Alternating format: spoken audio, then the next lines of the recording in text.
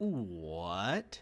You haven't seen Derpington's Grand Adventure reincarnated as a chandelier on the moon with strange powers and the ability of flight? Bro, do you even watch anime? Trust me, as someone who really only got into anime around 2019, I understand the new watcher struggle. You want to watch anime, but you don't really know where to begin. Do you watch one of the classics to get an idea of how anime has evolved over the years? Do you dive headfirst into one of the well-known giants? Because no two people are the same, you can't give everybody the same recommendations on what they should watch. But with today's video, I'm going to give some recommendations based on different tastes and preferences that will not only hopefully help a newbie find a show that's impactful for them, but maybe even the more experienced anime enjoyer can find some new ways to recommend shows to friends and family alike.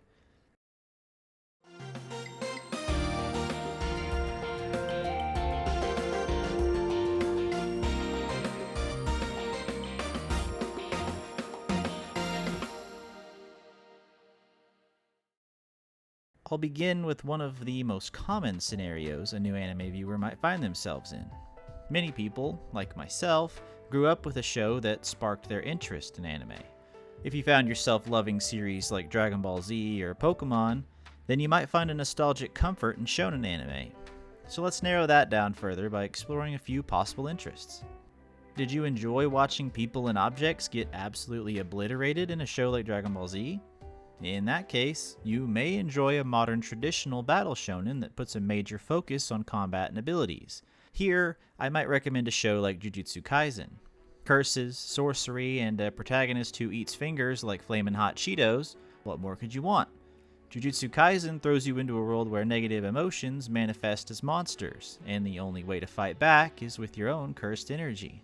The animation is top tier, the fights are intense, and the characters are surprisingly layered. It's a show that balances dark themes with just the right amount of humor and heart, making it a must-watch for action anime fans. Another show in a similar vein that also shines in the battle department is Demon Slayer. Demon Slayer is a visual powerhouse. The animation is some of the best in anime as a whole, with breathtaking fight choreography and elemental effects that make every battle feel like a spectacle. But it's not just about flashy swordplay, there's emotional weight behind the action. The characters fight for more than just survival, and it shows with the desperations they bring into every engagement. Maybe you liked the adventure aspect of Pokemon, where you never really knew what was coming next, but it was sure to be entertaining. Then maybe a similarly fantastical but more refined story would suit you, such as Ranking of Kings. Featuring a tiny, deaf prince with a big heart and an even bigger destiny, Ranking of Kings is not your typical fantasy adventure anime. It looks like a children's storybook come to life, but don't let the soft art style fool you. This show dives deep into themes of betrayal, resilience, and what it truly means to be strong. Boji's journey is emotional, inspiring, and at times heartbreaking, but his unwavering kindness and determination make every episode worth it. If a much darker take on that sense of adventure is what you crave, then you might enjoy a show like Made in Abyss. Like Ranking of Kings, make no mistake from these visuals, this is not an anime I'd show your nieces and nephews immediately after Ash gets a gym badge. But Made in Abyss does capture a similar sense of wonder and discovery. The world is vast, mysterious, and dangerous, and each layer of the abyss brings new challenges and revelations. The show balances childlike curiosity with haunting themes of loss, sacrifice, and survival, and it's one that sticks with you long after the credits roll. If you enjoyed all of these aspects we've discussed so far, from Pokemon and Dragon Ball Z, then fine, you connoisseur of wonderful content, I've got just the show for you. A bit on the longer side of my recommendations so far is Hunter x Hunter. It builds on the foundations that many action shows left behind and stands as one of the all-time best shonen series to this day. What starts as a lighthearted adventure quickly evolves into one of the most complex and emotionally rich stories in anime. The Chimera Ant arc alone is a storytelling achievement that rivals the best of any medium. It's a show that grows with you, challenging your assumptions and rewarding your patience with some of the most memorable moments in anime history.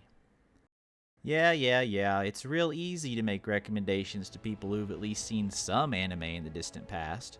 But what about truly fresh viewers like myself? Well, Strawman, this is where we have to dive a bit deeper. We've got to figure out what types of media you currently enjoy and make recommendations based on that.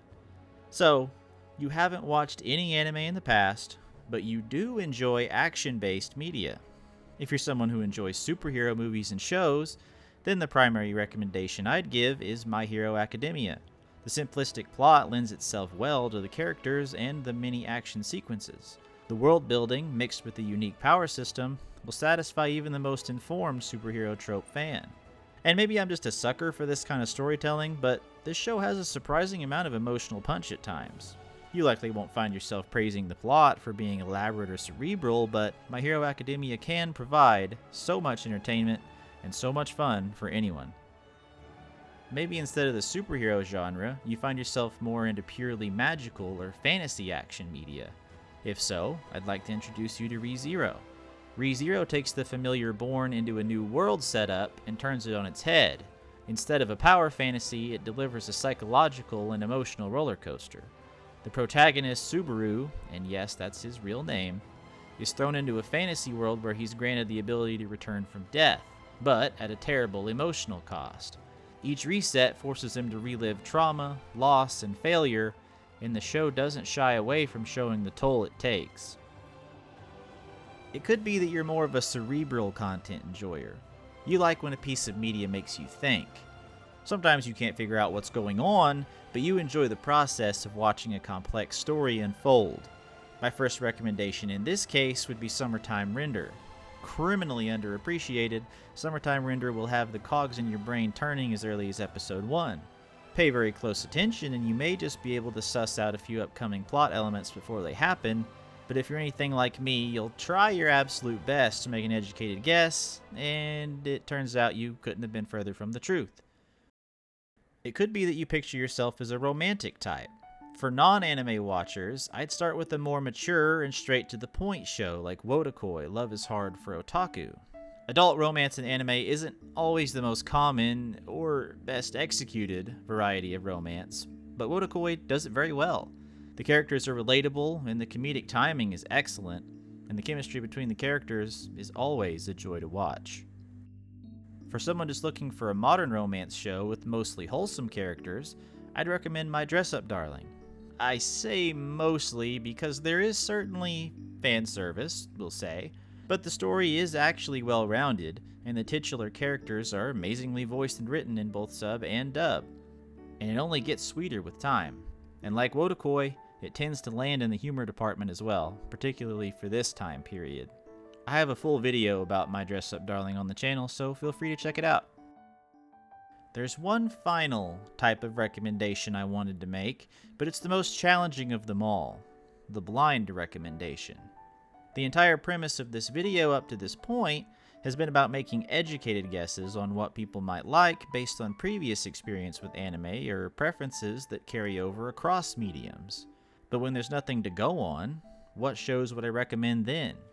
Well, I have a couple shows that I believe can best bridge the gap between many different tastes and preferences. The first such show is Attack on Titan. With it finally having ended, there's no better time than now to dive in. The narrative and storytelling offer such a complex range of plot threads that weave in and out for a truly beautiful experience. And whether we admit it or not, I think almost all humans enjoy a little trauma here and there. And trust me, there's plenty of that to go around in Attack on Titan. The diversity in the fan base for this show is possibly the highest I've seen for any show, so it feels like the perfect gateway for many people. The other show that can very easily get your foot in the door is Death Note. You may have seen rumblings of the live-action show on Netflix, and as you may guess, that's the very same series we're talking about here.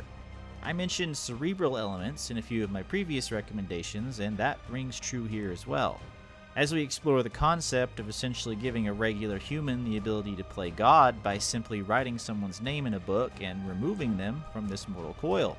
The blurred lines of good versus evil, the edge-of-your-seat suspenseful elements, and the characters and writing to back up its boasts, this show has a little bit of everything, and just about anyone can find something to latch onto.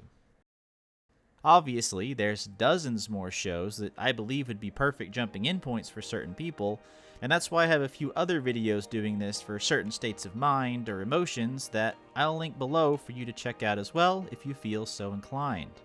I just have so much fun recommending shows to people, and the joy I get from people coming back to me and saying that they enjoyed the show or that they started watching other shows because of it is awesome to hear. And I typically get rewarded with recommendations from many of those people as well. So this is an open invitation from me to you. Give me the shows that you like to recommend to people who are new to anime and tell me why. And anyone still looking for recommendations, comment some of your media interests and let's help each other out. And thank you guys as always for watching this far, and your support is very much appreciated. And with that said, I look forward to seeing you there, fellow anime lovers. Bye bye for now.